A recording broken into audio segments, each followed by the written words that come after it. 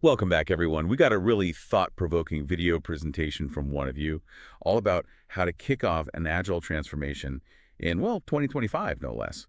And it really digs into some of the tough stuff, like dealing with people who are resistant to change, Mm. especially with AI becoming such a huge factor. So we're going to, take a deep dive into this and pull out the most important things you need to know to get started. It's interesting how the presentation really focuses on getting people to think about why they even want to transform in the first place. Like, what's the motivation? It's something a lot of companies kind of gloss over, but understanding that why is so important. Totally agree. And the video mentions this stat that really jumped out at me. It says something like 75% of companies have already adopted Agile. So think about it. If your company hasn't made the move yet, you're actually like part of the smaller group. Yeah, and that kind of leads to this bigger question that the video keeps coming back to. Why now? Why is this the moment your company is thinking about Agile? Maybe after, years of resisting the idea. That's where that self-reflection, that deep dive into your motivations becomes so crucial. So let's say you figured out your why. The video really stresses how important it is to define what you actually want to achieve with this transformation. Like, what are your desired outcomes? And it's not just about, like, making more money, is it? No, not at all. It has to be way more specific than that. You wouldn't, start a road trip without knowing where you wanted to go. It's kind of the same thing here. These desired outcomes are like your roadmap, for the whole agile transformation. They need to be things you can actually measure. And here's the tricky part. They need to really fit with your company culture, like almost like it's in your company DNA. I love that analogy, company DNA. But how do you actually, figure that out? What does it even mean for your goals to match up with your company culture? It's all about taking a good hard look at your company's values, like those basic beliefs about how work gets done. So, for example, if your company has always been really focused on, individual achievements rather than teamwork, then trying to shift to an agile way of working where collaboration is key, well, that's going to be a pretty big change. Yeah, that totally makes sense. It's like trying to fit a square peg into a round hole. Yeah. Yeah. But what if you do this DNA check and realize that, whoa, a full agile transformation just isn't going to work right now? Does the video offer any like alternative paths? It does, and this is where it gets really interesting. It suggests that if your desired outcomes and your current company DNA are just too different, well, maybe a complete agile transformation isn't the right answer.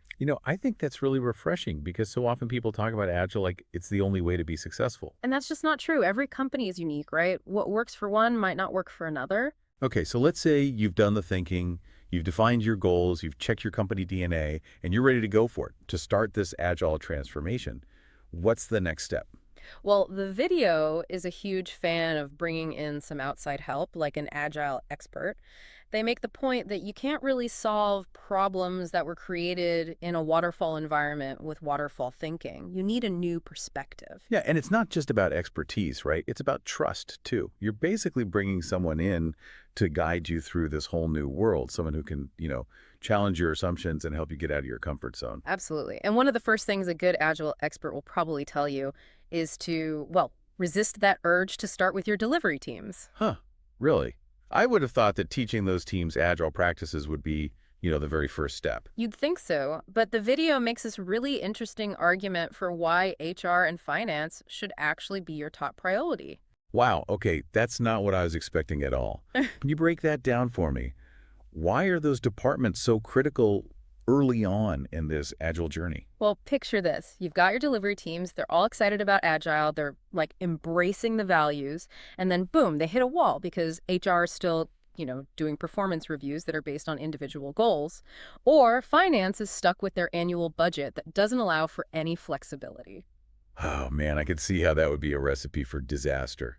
Right. It's like trying to, I don't know, run a marathon with weights strapped to your ankles. So are you saying that HR and finance need to go full agile before you even start working with the delivery teams? Not necessarily fully agile, but their systems and processes need to adapt, at least a bit. They got to support those agile ways of working. Otherwise, those delivery teams are just going to get frustrated. So it's all about creating an environment where those agile teams can really thrive, right?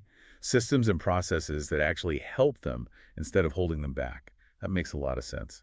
Exactly. And speaking of setting up teams for success, the video also talks about something they call shifting left, which basically means involving your audit and compliance teams way earlier in the process. Shifting left. Yeah. Okay, I'm intrigued. What's the advantage of doing that? Well, think about how demoralizing it is for a delivery team to finish their work only to have it blocked at the very last minute because of, I don't know, some compliance issue that nobody even thought about. Yeah, I can totally see that.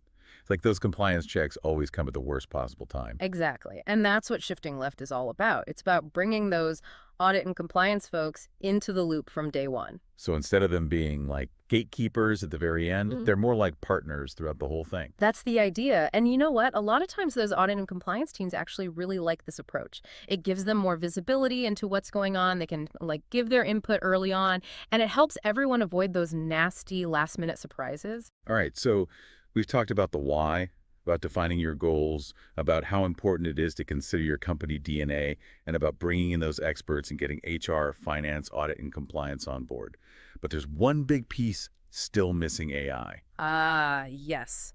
And that's where it gets really interesting. The video makes a really compelling argument for thinking about your agile transformation and your AI strategy as two sides of the same coin. Yeah, it's not about picking one over the other, right? It's about recognizing how they can work together. But I gotta admit, I'm still a bit fuzzy on the details. Like, how can AI actually support an agile transformation? Okay, well, imagine you're trying to figure out why some of your teams are having trouble consistently delivering their work, right? Instead of just guessing or relying on, anecdotal evidence, AI could analyze all the data from your past work, find patterns, and tell you exactly what's causing those inconsistencies. Oh, wow. So instead of just saying like, oh, this team needs to communicate better, Yeah. AI could actually show you where communication breakdowns are happening, or maybe where estimations are always off the mark. Exactly. And that's not all. AI can also help you identify and reduce risks during this whole transformation. By looking at data about your organization, your industry, the market, AI can spot potential problems and help you figure out how to handle them before they derail the whole process. So it's about being proactive, right? Not just waiting for things to go wrong, but anticipating problems and being ready for them. That's it. And that's what makes this Agile AI combo so powerful.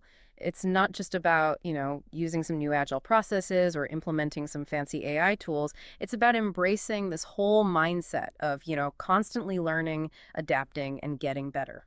It's about building a culture where people feel comfortable trying new things, where feedback is welcomed, and where innovation is something to celebrate. Yeah, and that's what really sets Agile apart. It's a whole philosophy. It's a way of thinking and working that can transform not just businesses, but honestly, people's lives. So, wow, we covered a lot in this deep dive into agile transformation in 2025. It's clear that being open to change, using the power of AI, and learning from what others have done before us are really key to success. And remember, you don't have to start from scratch. There's already a ton of Agile knowledge out there just waiting for you. So true. We've just scratched the surface, but hopefully this has gotten your brain working and inspired you to keep going on your agile journey. If you want to really go deep on all this stuff, we highly recommend checking out that full video presentation. You'll find the links in the description below. Trust me, it's worth a watch. And that wraps it up for this deep dive. Thanks for joining us. Until next time, keep learning, keep growing, and keep pushing the limits of what's possible.